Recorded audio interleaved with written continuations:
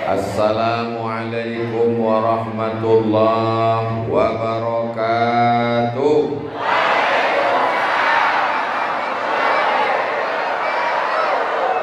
Apa kabar bapak-bapak, ibu-ibu semua, sehat? Hatinya sehat? Badannya sehat? Pikirannya sehat? Kantongnya sehat? Ini yang paling kuat. Alhamdulillahi rabbil alamin. Allahumma sholli ala Sayyidina Muhammad wa ala alihi wa sahbihi wa barik wa sallim. Laisa minna, tidak termasuk golongan umat Nabi Muhammad sallallahu alaihi wasallam, man lam yarham saghirana, tidak sayang pada anak-anak kecil, walam ya'rif syarafa kabirina, tidak hormat pada orang tua. Siapa yang tak sayang pada anak kecil, tidak hormat pada orang tua, bukan umat Nabi Muhammad sallallahu alaihi wasallam. Apakah ini umat Nabi Muhammad? Memang jam-jam segini ini susah jawab, bingung memang. Apakah semua ini umat Nabi Muhammad? Kalau begitu kita sayang kepada anak kecil dan hormat kepada orang yang kita tuakan. Betul? Yang sama-sama kita hormati Ibu Kajari, Bapak Kapolres, Bapak Kapolsek, Bapak Dandim, Bapak Dan Ramil, Bapak Kandes, Bapak Kadus RT RW, alim ulama, tokoh masyarakat, para habaib, orang-orang yang didahulukan selangkah, ditinggikan seranting. Siapa lagi? Lupa pula.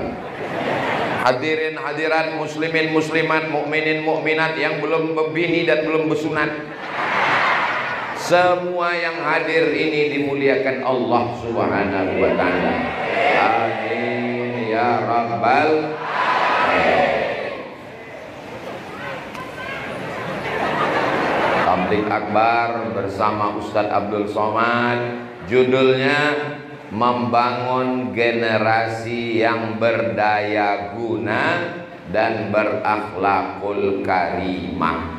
Berarti banyak generasi sekarang yang tak berguna. Ini judulnya, generasi yang berdaya guna, supaya jangan sampai generasi Sungai Luar ini generasi yang tak berguna, menghabiskan uang orang tua, menghabiskan beras emaknya, menyusahkan bapaknya, memenuhi penjara Pak Kapolres. Itu tidak ada di Sungai Luar. Orang Sungai Luar nih semuanya baik-baik. Protokol pembawa acaranya anak muda, qorinya anak muda, kadesnya anak muda, penceramahnya lebih muda. Sepertinya nggak setuju. Bapak Ibu yang dimuliakan Allah Subhanahu wa taala, membangun generasi yang berdaya guna ada 5 jurusnya. Yang pertama, dia mesti diberikan suri tauladan, contoh. Karena kalau dia tidak punya contoh, dia bingung mau ikut siapa. Bapaknya setan, astagfirullah. Bapaknya mabuk, sakau, pakai celana pendek, tidak hormat kepada ulama. Ibunya rambut macam sarang tawon, tidak pernah menempelkan kening ke lantai bersujud kepada Allah. Generasi ini bingung mau ikut siapa. Tapi generasi muda Sungai Luar ini punya contoh yang baik. Bapaknya sopan-sopan, baik-baik, santun-santun. Ibunya solihah-solihah semuanya. Tidak menyatu antara laki-laki dan perempuan. Di sini laki-laki semua, tak ada perempuan. Di sini perempuan semua, ada beberapa laki-laki.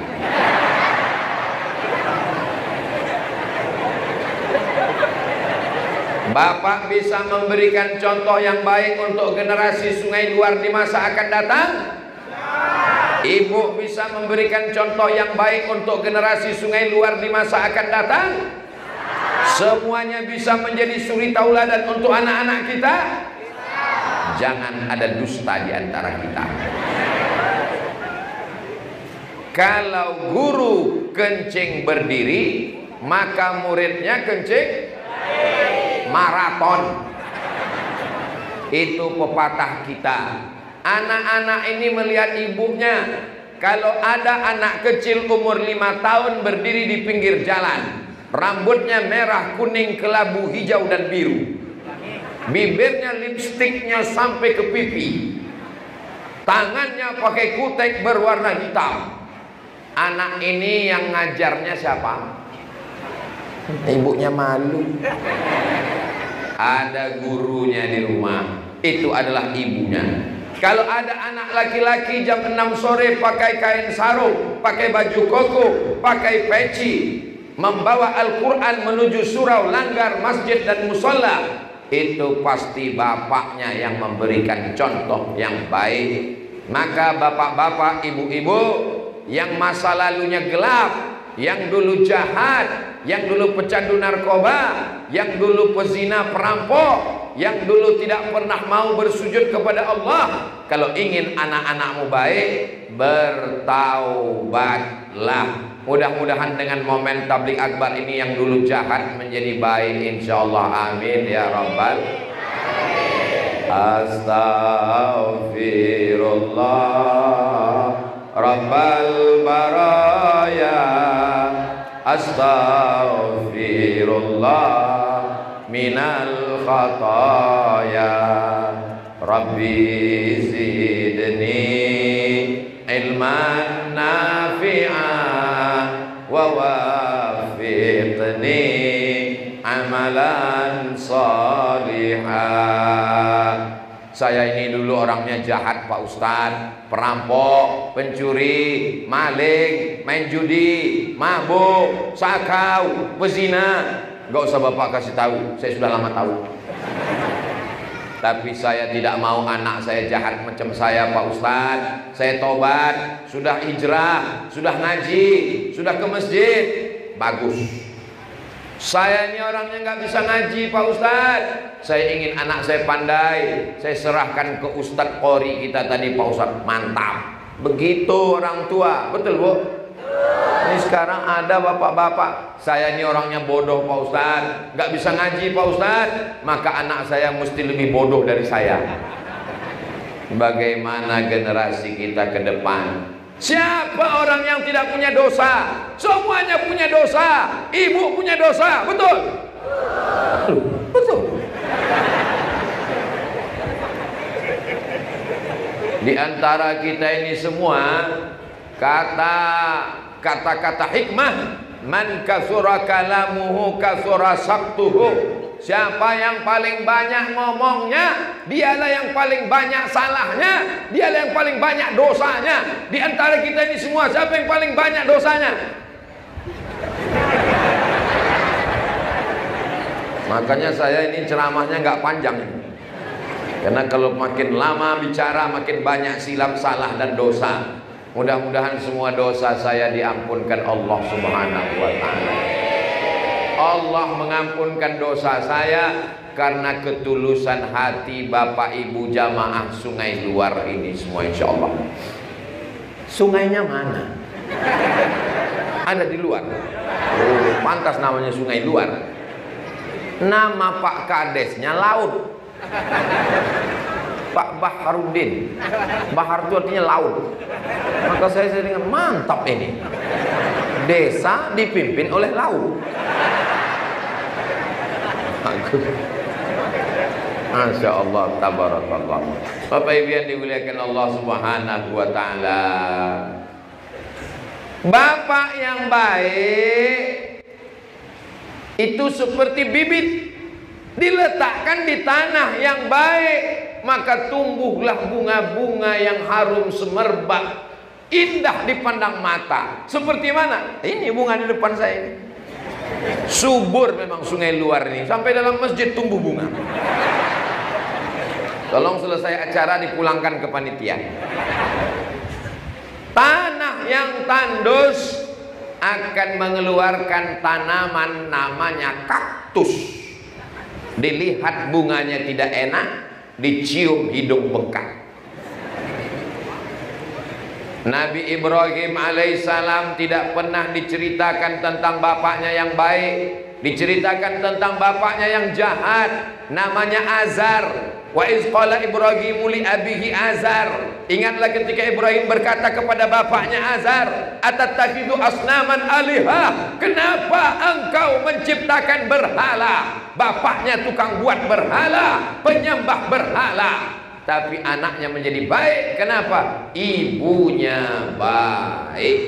Nabi Musa alaihissalam tidak pernah diceritakan tentang bapaknya dalam Al-Quran. Wa idh auhayna ila ummi Musa, kami kirimkan wahyu kepada Ilham ibu Musa. Nabi Musa dibesarkan oleh seorang ibu yang luar biasa. Nabi Isa tidak ada ayahnya, cukup dibesarkan seorang perempuan yang solihah, namanya Maryam. Jadi kalau begitu hebat mana? Laki-laki apa perempuan?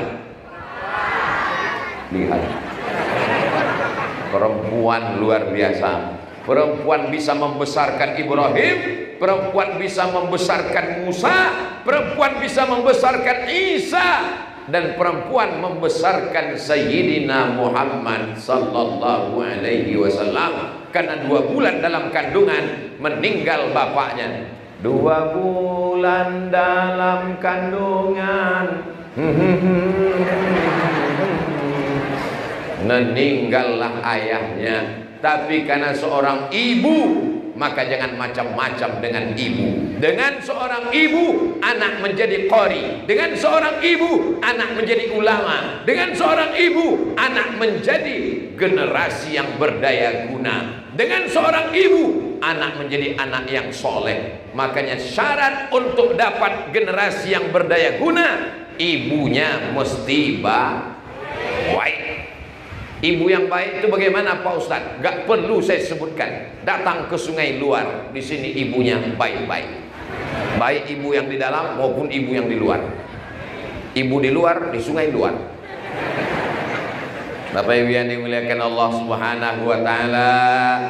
An-nisa imadul bilad, perempuan tiang negara. Masjid ini kokoh karena ada tiang 4 di tengah dan tiang-tiang di samping. Yang 4 Ustaz kok tahu? Jelas. Yang di samping saya lupa ngitungnya. Tapi yang jelas kalau tidak ada tiang, na'udzubillah, roboh bangunan ini. Bapak memang penting, tapi ibu super penting. Bapak pergi ke laut mencari ikan, pergi bertanam karet, pergi mengurus sawit. Ibu yang mengurus anak. Ibu pernah mewakilkan ke bapak? Belum pernah. Kata bapak, untuk anak yang pertama ini kamu yang ngandung ya bu? Ya. Nanti yang kedua aku. Tidak bisa. Untuk bulan ini kamu yang menyusukan anak ya bu? Ya. Bulan kedua nanti aku. Gak bisa. Ibu-ibu yang luar biasa, ibu yang berhijab berjilbab panjang, ibu yang tidak pernah tinggal sholat tahajud, ibu yang mendoakan anaknya di setiap malam, ibu yang meneteskan air mata. Tadi saya lewat ada ibu-ibu memegang anak, air matanya. Oh, saya nggak tahu apakah dia haru atau kakinya keinjak. Saya melihat ada ibu-ibu menggendong anaknya sambil berdoa. Ustaz kok tahu? Saya kan melihat dari dalam. Begitulah ibu-ibu di Sungai Luar ingin agar anak kecil di bawah, anak kecil sampai duduk di atas apa itu? Oh, lari deh. Anak-anak kecil di bawah semuanya. Padahal ini jam genting. Ini jam-jam segini ini kan jam genting ini. Ini jam segini, ini jam yang paling mengerikan. Ibu-ibu di rumah persiapan untuk sinetron nanti malam. Mau-maunya mereka datang kemari hanya untuk mendengarkan tausiah. Ya Allah, jadikanlah ibu-ibu sungai luar ini istiqomah, dan anaknya anak-anak yang soleh-soleh. Masya Allah, tengok tuh anak soleh. Oh, langsung ngilang dia. Dipasangkan baju koko, dipasangkan peci, berkerumun di tengah orang ramai, didekatkan ke Ustadz, tolong pegangkan kepala anak saya Ustadz. Saya kalau sudah melihat ibu-ibu membawa anak kecil, saya sedang melihat almarhumah ibu saya 30 tahun yang lalu saat membawa saya kenduri maulid, membawa saya ke tempat para ulama, membawa saya ke majelis-majelis pengajian. Agaknya begitulah emakku dulu. Maka saya tak pernah menceramahi ibu-ibu, saya hanya merasa sedang bercerita di depan ibu-ibu saya. Melihat ibu-ibu, teringat ibu kita, bagus. Asal jangan melihat bini orang, lupa bini kita, itu yang tak bagus. Allahumma salli ala sayyidina Muhammad wa asghili zalimin bizalimin wa akhrijna min bainihim salimin wa ala alihi wa sahbihi ajma'in. Sallallahu rabbuna ala nuril mubin Ahmad al-Mustafa sayyidil mursalin wa ala alihi wa sahbihi ajma'in wa ala alihi wa sahbihi ajma'in. Sallu ala nabi. Yang kedua, syarat membentuk generasi berdaya guna, kasih makan yang apa pula haram? Kasih makan yang halal. Apakah sawit itu halal? Jangan kasih makan sawit. Apakah karet itu halal? Jangan kasih makan karet. Kasih hasil yang halal. Sawitnya halal, tapi sawitnya jadi haram. Kenapa sawitnya jadi haram? Sebesar apapun tandannya, beratnya tetap 50 kilo. Kita pun duduk di situ 50 kilo. Kenapa? Memang timbangannya di setel 50 kilo. Karetnya halal, tapi hasilnya jadi haram. Kok bisa? Karetnya kecil, diletakkan di timbang 100 kilo, dibelah batu bata di tengah. Ikannya halal, dibuka insangnya merah, padahal sudah 5 kali mati dari laut. Kenapa tetap merah? Dioles macam-macam. Ikan asinnya halal, tapi hasilnya haram. Kenapa ikan asinnya jadi haram? Karena lalat pun tidak mau mampir ke ikan asin. Kenapa? Ikan asinnya sudah disemprot formalin. Formalin itu di atas formulir. Ikan asin disemprot formalin, tidak busuk-busuk, tidak berulat. Lalat dan ulat pun tahu itu bukan makanan mereka. Kasihan jamaah yang tak tahu. Akhirnya dia makan. Yummy. 3 hari mati. Uang yang haram karena ingin cepat kaya, karena ingin beli mobil, karena ingin dunia. Pulang ke rumah dibelikan ke beras, masuk rice cooker, dikasih air. Setelah 1 jam dibuka, dimakan, belum jadi nasi, rupa mencet. Setelah dipencet, tunggu sejam, diambil nasi. Allahumma barik lana fima razaqtana wa qina azabannar. Sepiring nasi berubah menjadi setetes darah, darahnya masuk ke dalam jantung, dari jantung menyembur naik ke atas otak, jantung ini menyemburkan darah.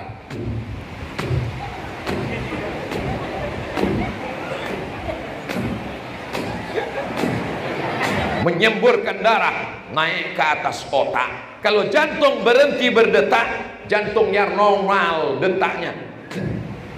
Tapi kalau sedang jatuh cinta, dia tiga yang membuat tidak normal. Pertama, jatuh cinta. Yang kedua, jatuh tempo. Yang ketiga, dia menjadi tidak normal ketika kotak sedekah sudah mulai mendekat. Kalau nggak percaya, lihat nanti. Lihat nanti nggak lama lagi keluar kotak sedekah. Nah, itu kan udah mulai. Nah, mulai. Itu yang belakang sana jantungnya udah nggak normal.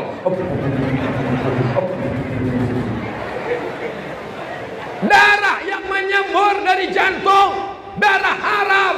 Gara-gara sepiring nasi haram naik ke otak. Ayatnya Bapak Ibu semua hafal. Nasiyatin kazibatin khoti'ah. Kita ulang sekali lagi.